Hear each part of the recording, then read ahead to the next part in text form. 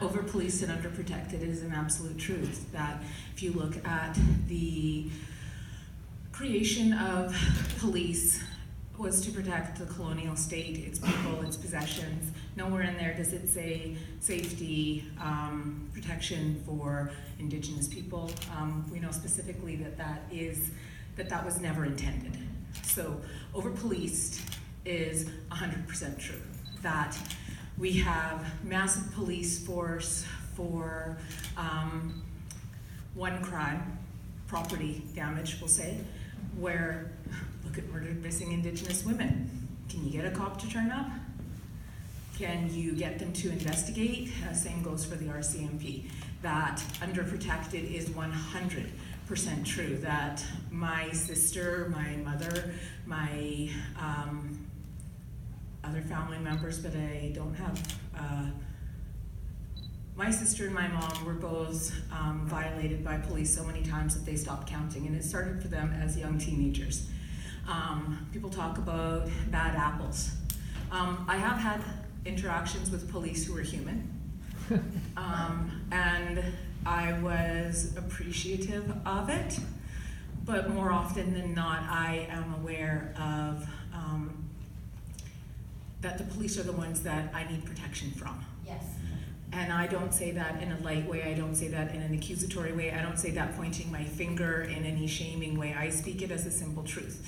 That for my women, especially the young ones who are out on the streets, because of the after effects and ripples that carry on from not just residential schools, but 200 years of ongoing genocide, they are the targets. And it's not just a case of a bad apple until they all stand up and call out the evildoers amongst them. There is no good cop in my mind, in my experience.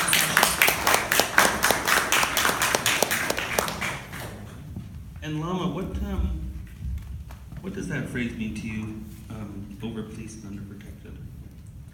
You know, I've always wondered what the police slogan means, to serve and protect. And I wondered if they were there to protect me, or who were they protecting, and protecting against who? In a final analysis, the police is there not to protect low-income folks, but to protect those who own property. And even though there's no Black community in Vancouver, definitely we're over-surveilled and over-policed. This is manifested in the fact that whenever we show up in public, there was always questions. If you decide to go to spend a day in a park, to a picnic, someone is going to call the police and say, hey, there's Black people here. And the police will show up and start asking questions. Street checks. People are stopped and asked stupid questions. People going about their business, and they're stopped and asked questions about their identity, who they are, and so on and so forth. If you're driving, there's an expression called driving while Black. And especially if you're driving a nice car, the assumption is that either you stole that car or you're up to no good. If you're riding a bike, the police will find a way of stopping you and ask you questions. So it's true that if you over-police any community, you'll find wrongdoing. And the fact that the police is very present in the downtown east side, less present in British properties, Marpole, and all those areas, they will find less crime. But if you put a police car in a wealthy neighborhood, you will find crime. So definitely we are over-policed and under-protected. And by the way, it doesn't really make sense, it doesn't make any difference if you hire more Blacks, because the problem is the institution.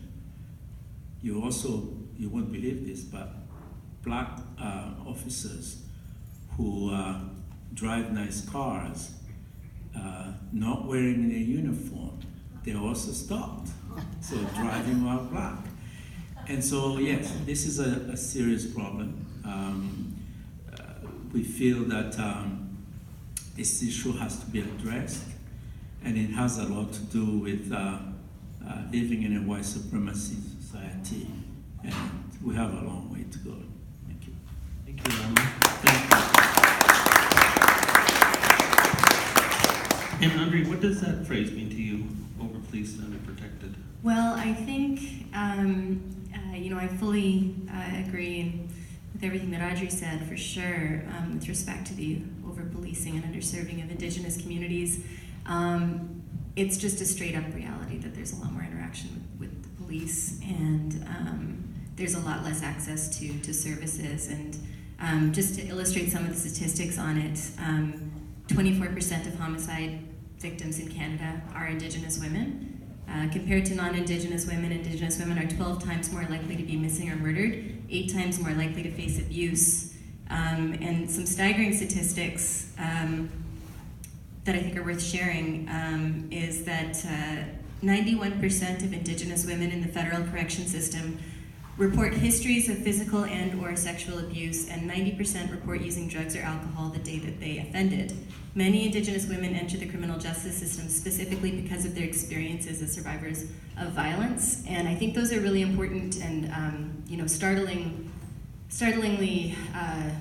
disrupting statistics that need to be shared. And I think a huge issue continues to be the fact that interactions with the justice system are almost every single time tied to the colonization and the ongoing colonization and the intergenerational trauma that people are dealing with. And the justice system itself, in the mainstream justice system, makes almost no allowances for that. And as we all know, there's horrible cycles that are created, and it continues to negatively impact people's lives. So, Thank you. Last